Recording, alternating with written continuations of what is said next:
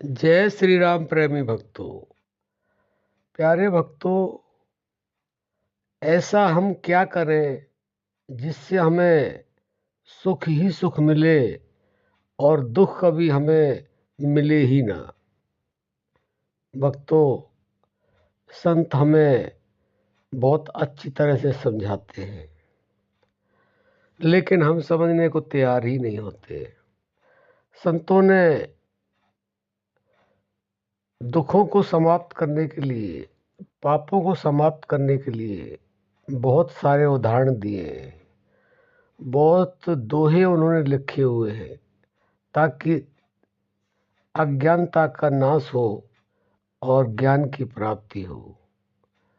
लेकिन हम लोग ध्यान देते ही नहीं। अगर हम ध्यान दें और उसके बाद में हम अपने जीवन में उतार लें तो वास्तव में ही हमें सुख ही सुख प्राप्त होगा। उसका दुख का लवलेश मात्र भी हमें नहीं मिलेगा, क्योंकि हर इंसान चाहता है कि हमें दुख बिल्कुल न मिले और सुख ही सुख मिले। लेकिन कुछ पाने के लिए कुछ करना पड़ता है। जो संत हमें समझा रहे हैं वह बाहर की प्रक्रिया नहीं है, वह अंदर की प्रक्रिया है, और उसको बहुत ही कम लोग समझ पाते हैं, क्योंकि हमसे पाप भी होते हैं और पुण्य भी होते हैं। पुण्य होते हैं तो हमें सुख मिलता है, पाप होते हैं तो दुख मिलता है।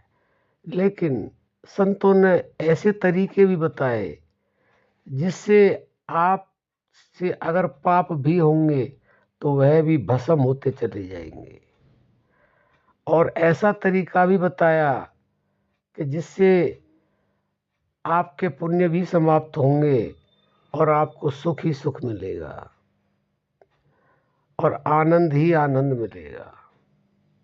लेकिन अगर हम सहजता से उनकी वाणी को समझें, उनके बताए हुए रास्ते पर चलें, तो वास्तव में ही संसार में बहुत लोग इस तरह के हैं जिनके पास सुख ही सुख होता है, दुख का लवलेश भी नहीं होता है। संतों ने बहुत प्रकार से समझाया हुआ है।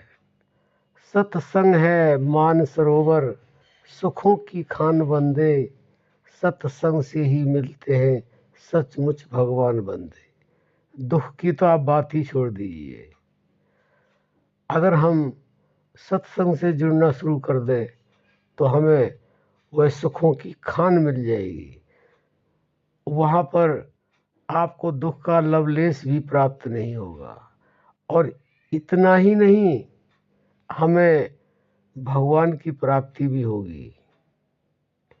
और इसके आगे और भी लिखा है, राम नाम सुखदाई, भजन कर भाई, ये जीवन 2 दिन का।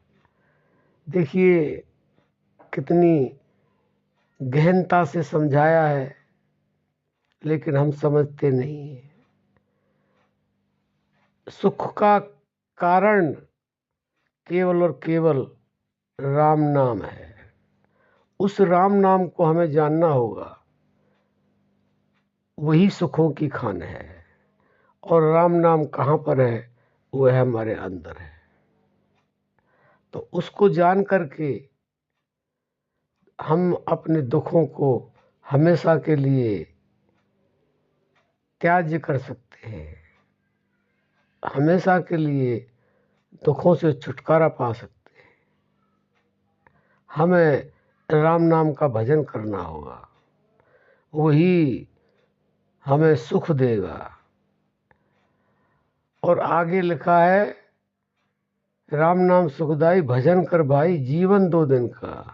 ये जीवन 2 दिन का ही है, इसको भी हमें बारीकी से समझना होगा।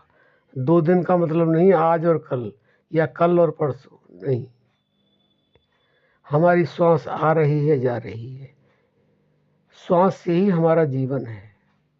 तो आप ये समझ लें, 2 दिन श्वास का आना और जाना, केवल 2 दिन संतों ने इशारा करके समझाया है कि 2 दिन का ही ये जीवन, श्वास का आना और जाना। श्वास का आना जाना रुक जाता है तो आप समझ सकते हैं क्या होता है।